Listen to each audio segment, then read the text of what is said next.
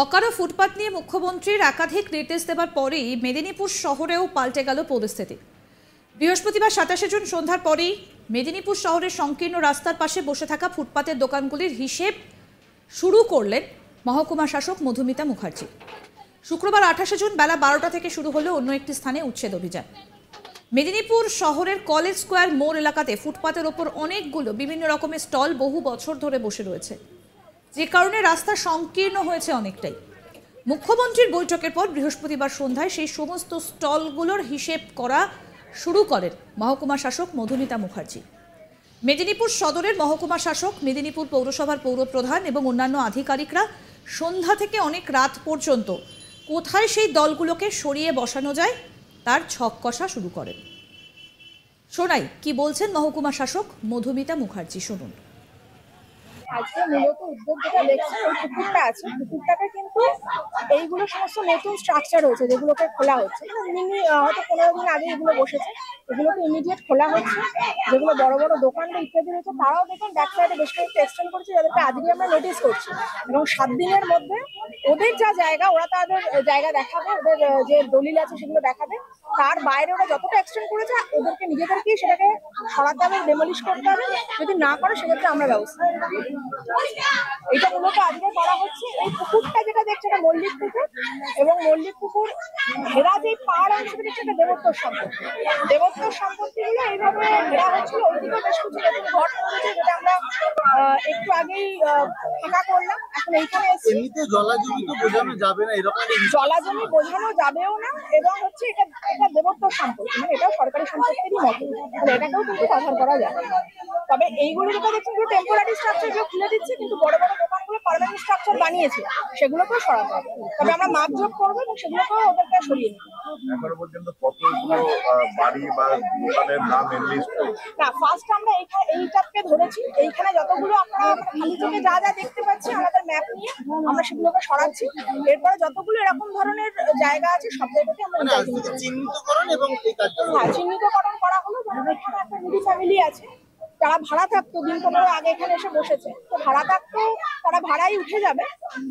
এবং আমরা ওদের জন্য হাউস ফর অলের অ্যাপ্লিকেশন নিয়ে রাখবো। যখন আমাদের সুযোগ হবে আর কি, সেখানে তাদেরকে বাড়ি করার আমরা প্রাধান্য দেবো আর কি। ওদেরকে আমরা কিন্তু বেনিফিট দেবো, যদি এরা সত্যিকারের জেনুইন, এরা যদি গরিব মানুষ হয়, আমরা এনকোয়ারি করবো, করে এটা প্রাধান্য দেওয়া হয়।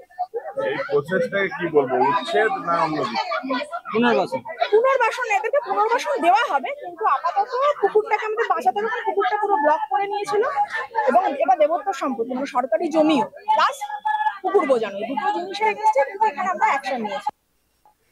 আমাদের প্রতিনিধি শাহজাহান আলী কি প্রতিবেদন তুলে ধরেছেন, শোনাবো।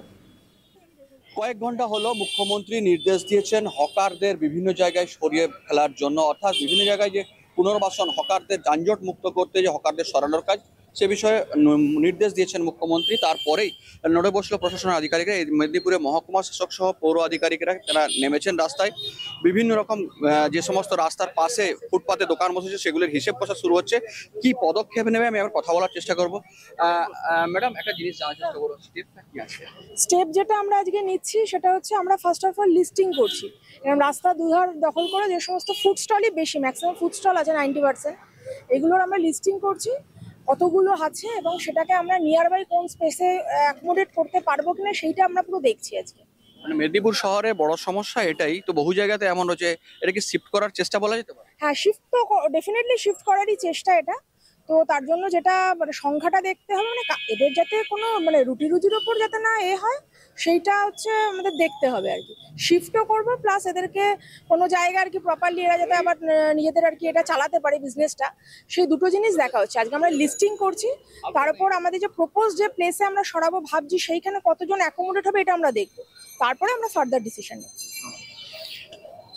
মেদিনীপুর শহরে সব থেকে বড় সমস্যা যানজট সমস্যা। সেই যানজট কাটানোর জন্য প্রাথমিক লিস্টিং শুরু হলো মেদিনীপুর শহরে, জানালেন মহকুমা শাসক। তবে এই পদ্ধতিটা যথেষ্ট জটিল, তার কারণ পশ্চিম মেদিনীপুরে এমন অনেক জায়গা রয়েছে যেমন এরকম যারা ফুটপাতে বহুদিন ধরে বসে রয়েছেন। আপাতত প্রশাসনের পক্ষ থেকে লিস্ট করা শুরু হলো, শিফটিং বা তাদের সরিয়ে অন্যত্র বসানোর কাজটা অনেক বেশি এবং জটিলতাপূর্ণ। তবে প্রশাসন কতটা সেটা করতে সক্ষম হয় মুখ্যমন্ত্রীর নির্দেশ মেনে, তা এখন দেখার। মেদিনীপুর পৌরসভার পৌরপ্রধান সৌমেন খানের বক্তব্য শোনাবো। না, এটা আমাদের কোনো উচ্ছেদ নয়। আমাদের হচ্ছে যারা যারা সরকারি জায়গা বা পুকুর পাড় বন্ধ করে বাড়ি বা তারা বাসস্থান বা ব্যবসা করছেন তাদেরকে এখান থেকে সরে যেতে বলা হবে। কেননা আমাদের সরকার মাননীয় মুখ্যমন্ত্রী যা বলেছেন যে তাদেরকে পুনর্বাসন বা অন্য কোনো অল্টারনেটিভ ব্যবস্থা করে এই কাজগুলো আইন মাফিক করতে হবে। তো এইভাবে যদি আস্তে আস্তে করে দখল হয়ে যাচ্ছে পুকুর পাড়, হ্যাঁ, এডিএম এলার, সেগুলোও আজকে তাদেরকে নোটিশ, আজকে বিএলআরও সাহেব, এটা এডিএম এলার সবকেই নোটিশ করা, আজকে বিএলআর সাহেব সকাল থেকে এসে নোটিশ করা হচ্ছে ওদেরকে 7 দিনের মধ্যে কাগজপত্র নিয়ে অফিসে আসতে, যদি আপনার নিজের না হয় সরে যেতে হবে, নাহলে সরকার তার কোনো প্রয়োজনীয় ব্যবস্থা নেবে। এবার আপনাদের শোনাবো বিজেপি নেতা অরূপ দাস কি বলছেন, শুনুন। এই ধরনের নাটক করার কি কোনো প্রয়োজন আছে? যেদিন প্রথম এই দোকানগুলো দোকানের বাইরে মাল রাখতে শুরু করেছিল সেদিন পৌরসভা, পুলিশ প্রশাসন, কাউন্সিলররা কোথায় ছিল? আপনারা ফুটপাত দখল করিয়ে লোক বসাচ্ছেন। একটা দোকান তার দোকান থেকে মাল বের করে নিয়ে এসে রাস্তায় রাখছে, দিন রাত ওই রাস্তা দিয়ে পৌরসভার চেয়ারম্যান যাচ্ছে, কাউন্সিলররা যাচ্ছে, এসপি যাচ্ছে, ডিএম যাচ্ছে। আমি মেদিনীপুরের কথা বলছি, তারা দেখতে পাচ্ছে। এতদিন বলেননি কেন? আজকে কেন? আরে আপনারাই তো পয়সা নিয়ে ওদেরকে এই ধরনের কাজ করার সুযোগ করে দিয়েছেন, আর আজকে আপনি ওদেরকে গোটাতে বলছেন বা ফুটপাত থেকে ব্যবসা তোলার কথা বলছেন। তো ওই লোকগুলো কোথায় যাবে? ওই লোকগুলো কোথায় যাবে? আমরা এই কথাটা বারবার বলেছিলাম যে যাদের দোকান আছে তাদেরকে জিনিসপত্র দোকানে রাখতে হবে, তারা যেন ফুটপাতের ওপর না নিয়ে আসে।